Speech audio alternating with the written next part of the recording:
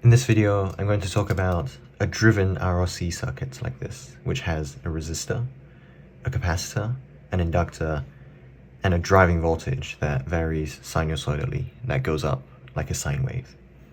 And our goal will be to calculate the current that goes on within this loop, given the values of the resistance and the capacitance and the inductance, and the frequency and the amplitude of the driving voltage. Here's what the driving voltage looks like. The voltage over time goes up and down like a cosine graph. The big thing that we're going to do in this video is view this cosine voltage as a rotating complex number. And rotating complex numbers have a special name in electronics. They're called phasors. And here's how you can visualize any cosine or sine signal as a rotating complex number. If you start with this wave, that's a sine or a cosine, it can represent voltage or current, and you can change its frequency, or you can change its amplitude. One thing to focus on is the actual y value over time. If you just look at the dot that moves up and down over time and ignore the curve itself, just thinking about this dot moving up and down actually encodes all of the information within the voltage or the current. But there's nothing special about the y-axis. If we can think about the dot moving up and down, we can also think about it moving left and right along the x-axis. And if we now forget the dot that moves up and down, this side-to-side movement is starting to look very close to rotation. And if you do make a circle, and in this case the unit circle, and think about a particle that moves along the circumference of the circle, it seems to go up and down and side to side as this particle moves along the x-axis. And we can draw that particle. It goes around in the circle. And if we, instead of drawing the particle, draw the entire vector, then you see a rotating vector going around the circle. And now if you ignore the side-to-side particle, this is a completely new way to visualize the sinusoidal voltage or current. Whereas instead we had a wave that was moving up and down over time. Now we have a vector that's rotating around in a circle. And what we'll see is, if we represent this circle using complex numbers, then all the calculations that are involved in electricity and voltages and currents become very straightforward. Previously, what we have is this driving voltage, and that's a varying voltage over time. There's some v of t function that describes the voltage over time. And a general way to represent that is the amplitude of the voltage times the cosine times some omega t.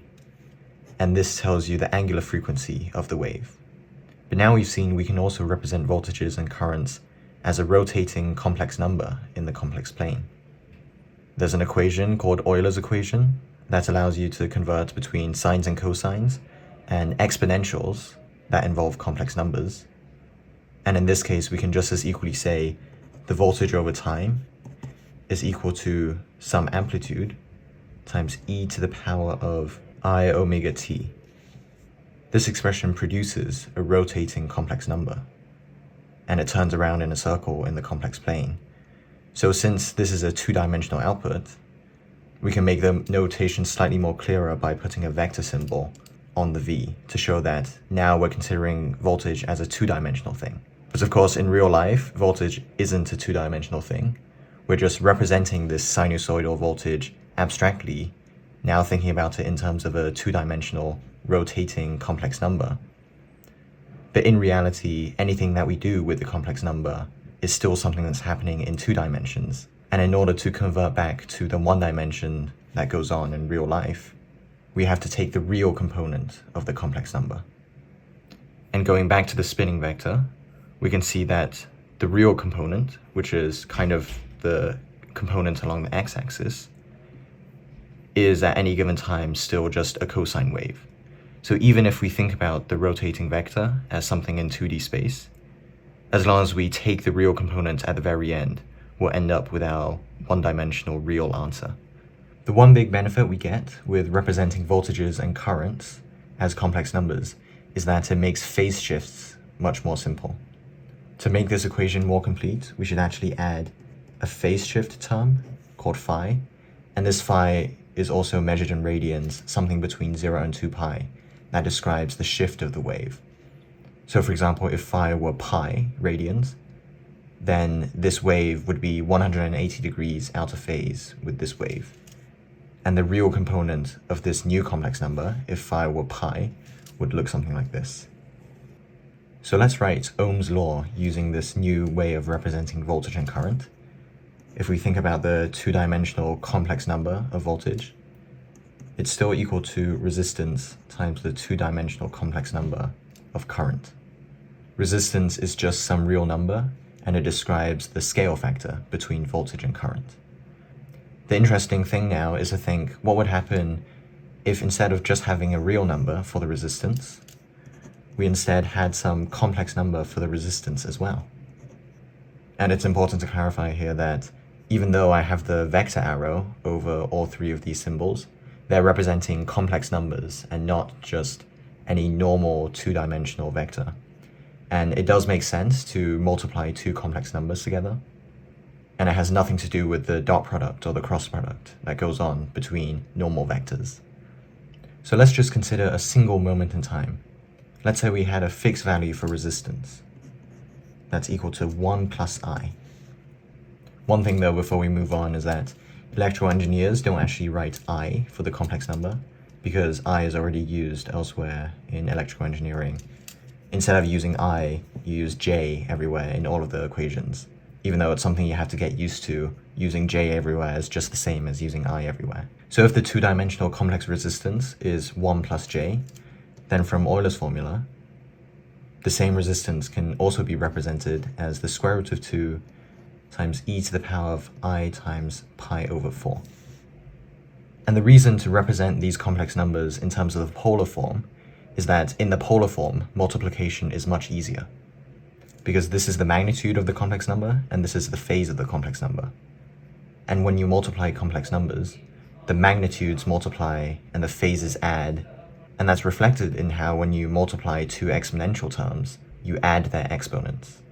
So we can draw a diagram of the complex plane representing this resistance vector. It has a unit of 1 in the real axis, and a unit of a single j in the imaginary axis. And since, like I said, when you multiply two complex numbers, you multiply their magnitudes and you add their phases, the phase is measured from the x-axis up to the vector. So if, for example, we had a current vector that looked something like this, this is the resistance, this is the current, then since the resistance complex number is 45 degrees from the x-axis, then the voltage vector will be 45 degrees more than the current vector. So it will go somewhere in this rough direction. But also the resistance complex number has a magnitude of the square root of 2. So the voltage will be square root of 2 times bigger than the current. So it will look something like this. This again is current and voltage at a single point in time. If we think about sinusoidal voltages, these would be rotating around a circle. The current would also be rotating around a circle. But since resistance is always a constant complex number, which always has a constant phase, that means the voltage will always be exactly 45 degrees ahead of the current. And as these two both rotate this way, the voltage will always be ahead of the current. Again, voltages and currents aren't two-dimensional in real life. So to get back to the real-life sinusoidal answers, we take the real components of these two vectors and the movement of the real components along the x-axis over time is what gives the voltage and current in real life. So now why is it useful to represent resistance as a complex number? Well, we can generalize the idea of resistance to anything that describes a relationship between current and voltage. With the case of a resistor, it's quite simple. The voltage across a resistor is always equal to the resistance times the current that's going through it at that instant. A resistor has no memory, it has no idea what the current has been, and it doesn't react to changes in current in any way. At any instant, as long as the current is some certain value, the voltage across it will also be a certain value. So what we can write is the voltage across a resistor, which again we can represent with a complex number, is always equal to the real number that's resistance times the current that's going through the resistor. But this simple relationship isn't the case for an inductor. The equation for the voltage across an inductor is that the voltage is equal to the inductance times the derivative of current over time. For now, we're just considering one-dimensional voltages and one-dimensional currents, and just thinking about them as graphs that move. It seems like there's now no longer any simple relationship between voltage and current, because now we're looking at the derivative of current. But actually, since we think of voltages and currents as complex numbers, the derivative does also have a meaning. It can also be thought of as a velocity vector of the current vector that's going around.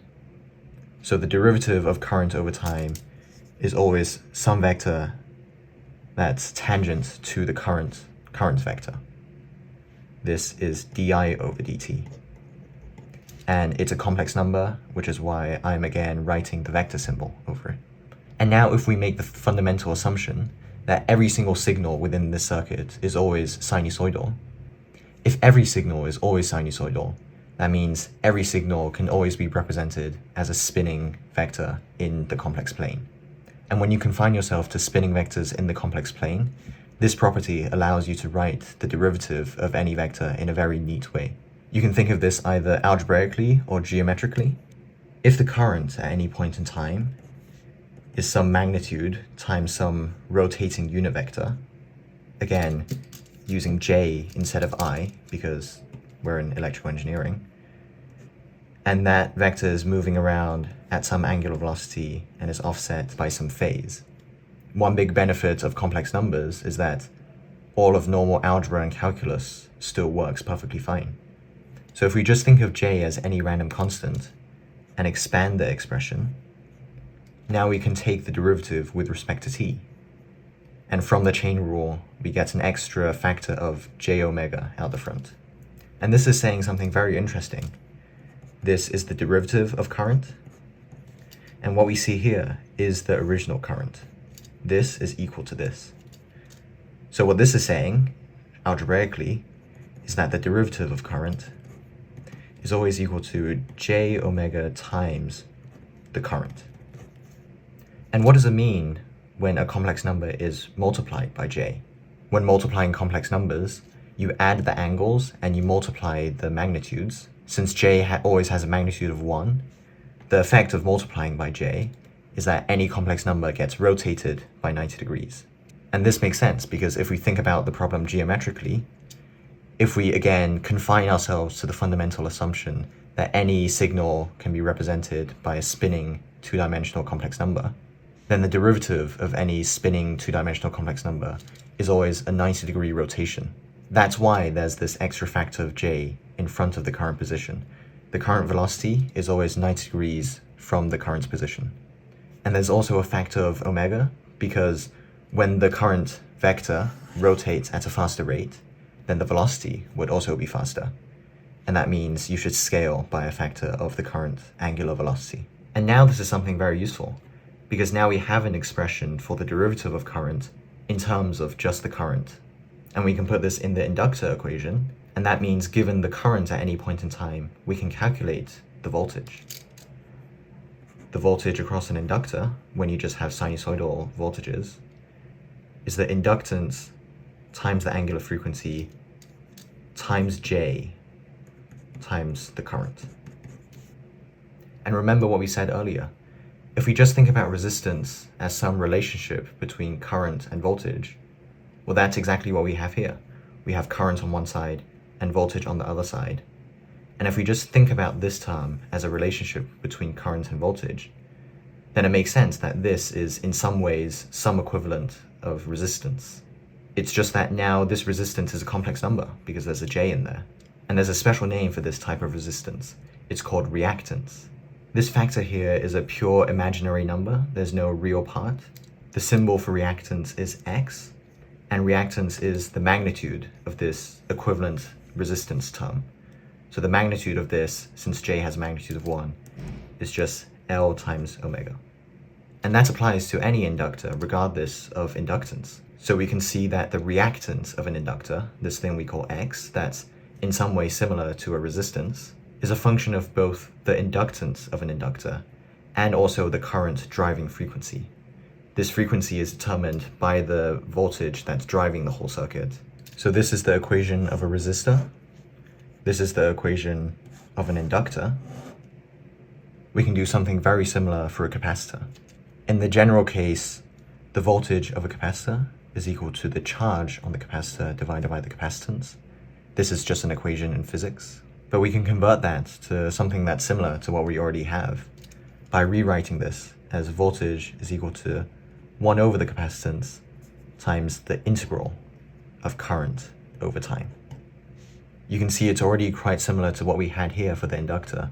The voltage is equal to some constant relating to the capacitance times something to do with the current. And again, just like with the derivative, when we assume that the current is a circle going around in the complex plane, we can algebraically find what the integral of that current must be.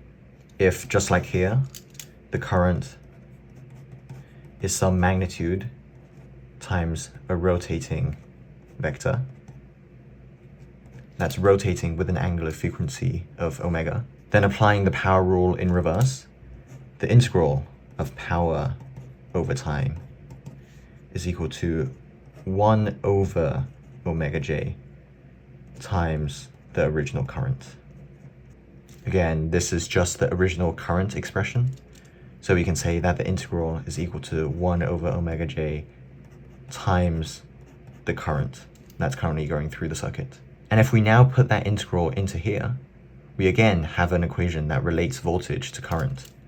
We have that the voltage of a capacitor, again viewing it as a two-dimensional rotating vector, is always equal to 1 over the capacitance times the integral of current, and that's equal to 1 over omega j times the current. This here is again a complex number that relates current to voltage. It's a bit inconvenient that j is at the bottom, so what we can do is multiply the top and bottom of the fraction by j. So what we end up with is that the voltage across the capacitor is negative j over omega c times the current. This complex coefficient is now the reactance of a capacitor. The reactance represented by x is the magnitude of this complex number, but it's not actually the magnitude since we still keep the negative sign over here. It's more accurate to say that the reactance is the imaginary component of this already purely imaginary factor. So the reactance of a capacitor is equal to negative 1 over omega c. And this is now the relationship between the voltage of a capacitor and the current that's currently going through it. So in summary, what we have is 3 different equations that show the voltage across a resistor, an inductor, and a capacitor, where the only thing you need to know is the current that's currently going through them. We can summarize them up here. The voltage across a resistor as a complex number is just the resistance times the current. The voltage across an inductor is equal to the reactance of the inductor times j, and all of that multiplied by the current. And the voltage of a capacitor is equal to the reactance of the capacitor times j multiplied by the current. And we saw that because of the power rule from differentiation, the reactance of an inductor is equal to the inductance times the angular frequency. And similarly, from integration, the reactance of a capacitor is a function of angular frequency and capacitance. These few equations is the main benefit of representing voltages and currents as rotating complex numbers. It means that instead of having to take a derivative or take an integral, because everything is so perfectly rotating around in a circle, we can use geometric properties of velocities and distances to simplify the equations so that the voltage is always just 90 degrees ahead of the current for an inductor, and the voltage is always 90 degrees behind the current for a capacitor. I rewrote these 3 equations up here, and you can see that all 3 of them just show a relationship between the voltage and the current. All 3 of them have some factor that you multiply the current by to get the voltage. This factor for the resistor is a real number, but for the inductor and capacitor, they're both a purely imaginary number. But what if we don't confine ourselves to purely real or purely imaginary numbers? What if we instead generalize the idea of resistance, or whatever this thing that relates voltage and current is, to be represented by a general complex number. And there's a name for that general complex number. It's called impedance.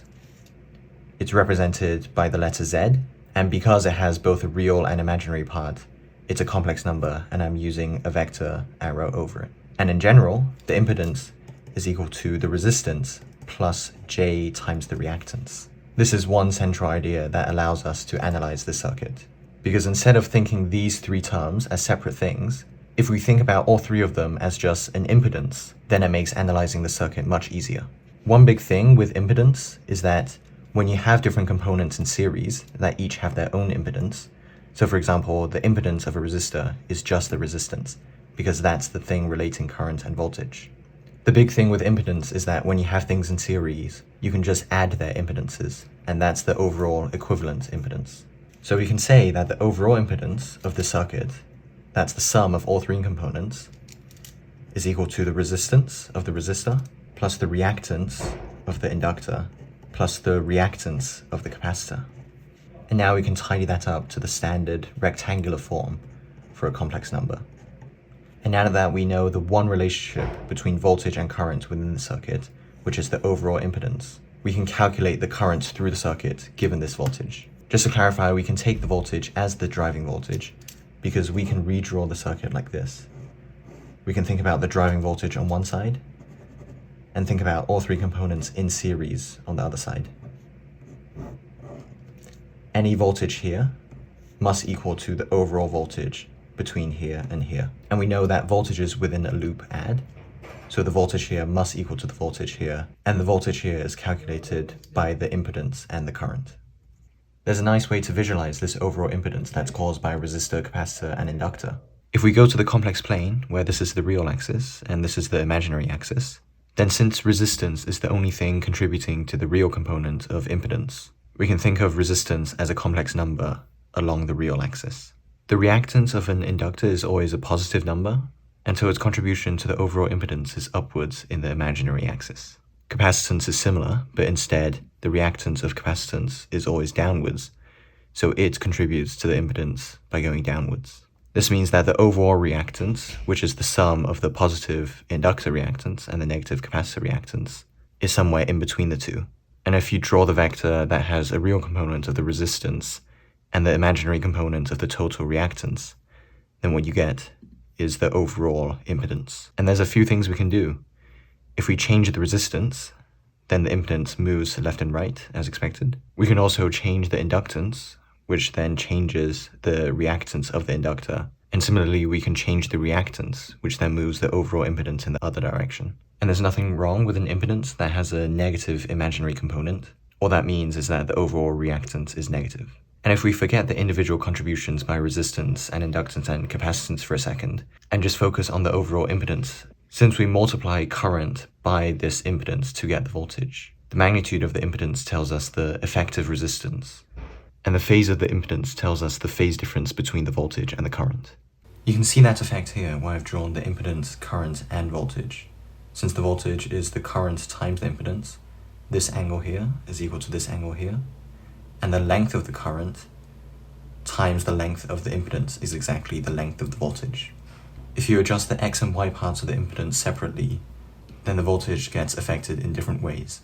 As the impedance changes, both the phase shift and the magnitude changes. One way to focus on the change in magnitude is by drawing the circle that has the same radius as the current and voltage phases, and that means when we change the x and y components of the impedance, we can see the resultant change in the magnitude of the voltage. And lastly, impedance is fixed in time, but both current and voltage rotate around as time passes, so we can also show that here.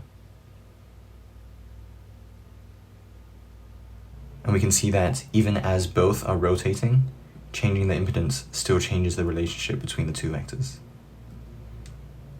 So if the overall impedance of the whole circuit is this, and we know that the voltage is equal to the impedance times the current, then we can express the relationship between voltage and current using all of this. This is what we end up with, a relationship between voltage and current, and what we know is the current at any point in time. The method's a bit unusual because we're finding the overall voltage of all of these components given current, but then the only information we have is the overall voltage. So we're kind of finding current given voltage and also finding voltage given current at the same time. But just looking at this equation, we can rearrange the equation for the current. And if we simplify the situation a bit and define that the driving voltage has a zero phase, then we can write that the voltage over time is equal to the peak voltage times the rotating exponential term. And now putting this in here, we get the function for current over time. But remember what we said at the very beginning. A two-dimensional complex representation of current isn't what actually goes on in real life. In order to find the actual value of current at any given point in time, we need to take the real component of this complex number, which we know is some sort of cosine wave. But finding the equation of that cosine wave isn't actually that useful, and it's probably more interesting to focus on the magnitude and the phase shift of the current relative to the voltage. So to look at the magnitude of the current, the peak magnitude of the cosine wave is just equal to the radius of this rotating vector.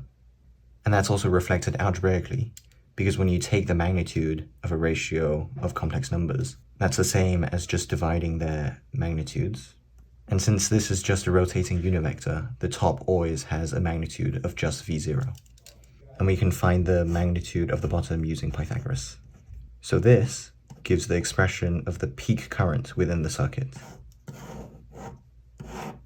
Finding the phase shift between the current and the voltage can also be done just by looking at the impedance vector. Since this angle is equal to this angle, we can just look at the phase of this complex number, which is given by the inverse tangent of the imaginary part over the real part. Just looking at these equations on the page is a bit abstract, so we can graph these sine and cosine waves out on Desmos. This is a graph showing voltage over time, and by using these two equations that we figured out, we can plot a graph of current over time. We can see that changing the resistance kind of squishes the curve up and down.